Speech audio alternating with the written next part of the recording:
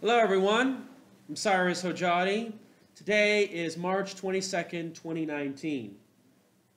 So as you know, the stock market took a huge plunge because of the yield curve.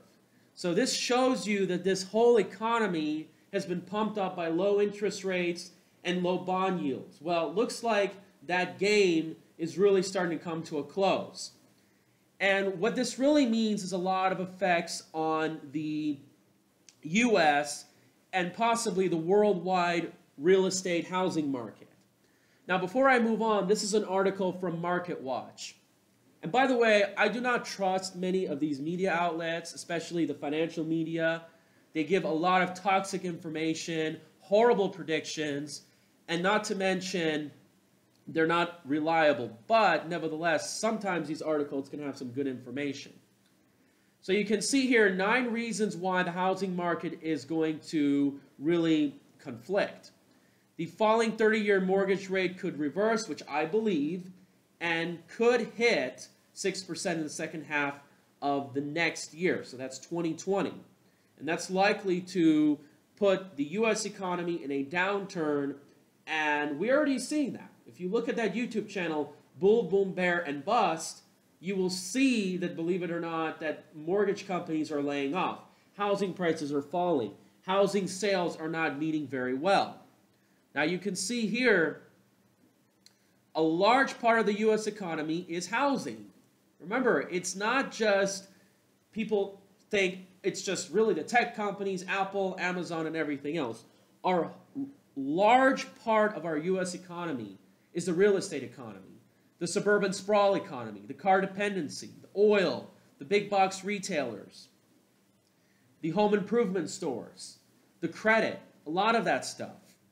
And you can see here that the Federal Reserve has a very large aspect of it. Now, if you see in one of my videos, I confront many of the politicians, like the Congresswoman recently, that I talked about the Federal Reserve and Wall Street. And she had no idea, or maybe she did, she was selling out, about what I was talking about. Because they do know, but they use these wedge issues to cover things up. And you can see here, they don't want any further rate increases to 2019. So they're realizing there's a lot of pain associated with that. And look at this number right here. Home sales dropped 6.9%. Once you go down right here, although, yes, there is some rebound, but there is some contracting factors. So let's see what's happening with real estate in the next several months and years on why this could be a very, very large issue. Now, before I go on with this article, there is some information that this article does not talk about, which is important. That's why the media can be very misleading. One of the reasons why we are seeing a lot of demand for real estate, and we have been for several years, is because of foreign buyers. People coming from countries mainly in China buying up real estate in California, New York, and even here in Las Vegas. Because I go down on Interstate 15 and there's a real estate office written in Mandarin. This is a form of invasion. It doesn't just have to come from south of the border. Then you have to understand that some areas with California's Proposition 13 pumps up real estate because their property taxes doesn't increase, and that puts fewer homes in the market. Not to mention, there's a lot of different factors. Height restrictions that prevent skyscrapers, and coming from the last housing bubble, you can see that a lot of foreclosures were kept out of the market. So you can see here, demand is falling. Birth rates are falling low, thanks to male emasculation and feminism. Not to mention, immigration levels are falling, and they're projected to fall. And the administration plans to do so. Now, what I've talked about this before is that one of the reasons why special interests and politicians like massive immigration, because not only it delivers cheap labor, but it delivers a lot of customers. And more customers means more homes and more buyers of new homes. Now, it's not really the immigrants that's buying the new homes. It's just that Americans are moving out of the older areas because the older areas are being taken over by immigrants. And there's a lot of charts and data that I can show you. Then you have the retiring baby boomers, 10,000 people a day. But you got these young people that are not able to afford these homes because they don't have the savings, they didn't get a lot of financial education going into these schools, and more importantly, speaking of that, well, you've got $1.6 trillion of student loan debt. And I can tell you, thank God, I've done very well in the stock market recently, and I have zero in student loan debt. Then, of course, you can see here, they don't have the down payment, and not to mention the effects of the last great downturn had a significant impact. So they just don't really want to get into real estate. So the question is, who's buying these homes in these expensive areas? Not easy to say. Then you got these new tax laws in property taxes. Not to mention people are fleeing states like New Jersey, New York, California, and a lot of them are moving here into Las Vegas, Henderson. Now you can see your debt is increasing, and then more importantly, which is a real factor in real estate, is the mortgage rates. Now you can see right here, believe it or not, as you can see, mortgage rates have been going up. They're still higher than they were about 2 years ago, 3 years ago.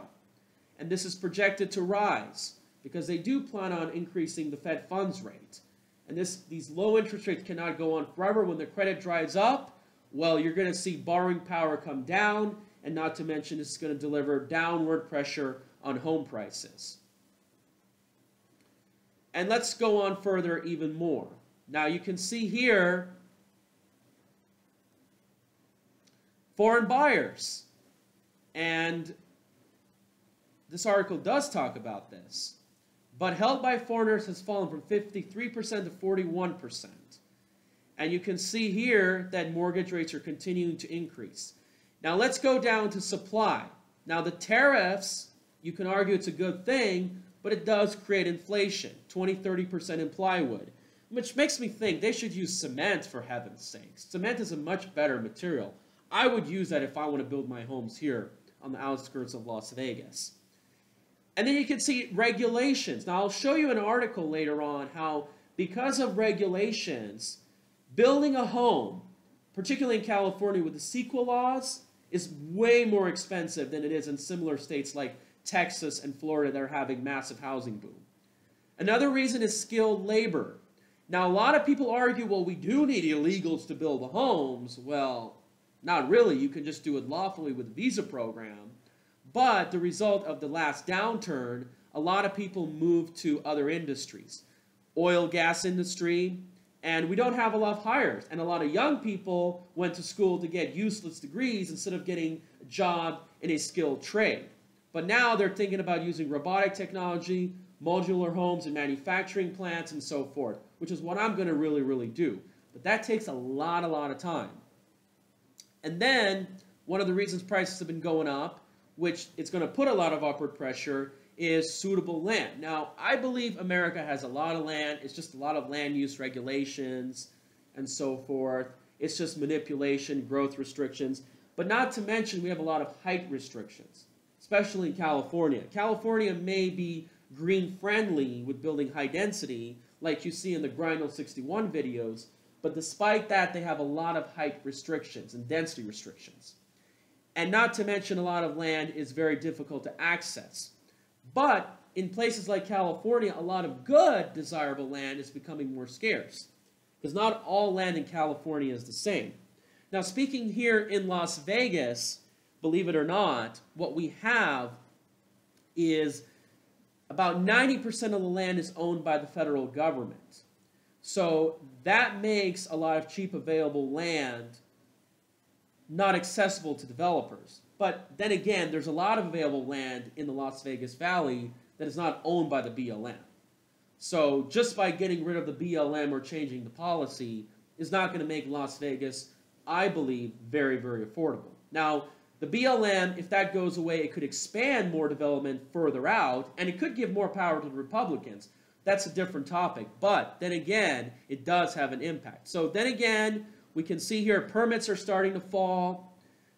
We're starting to see that there's still a lot of starts, but sales are not meeting too well. What do you guys think? Share this video, and hopefully let's get prepared.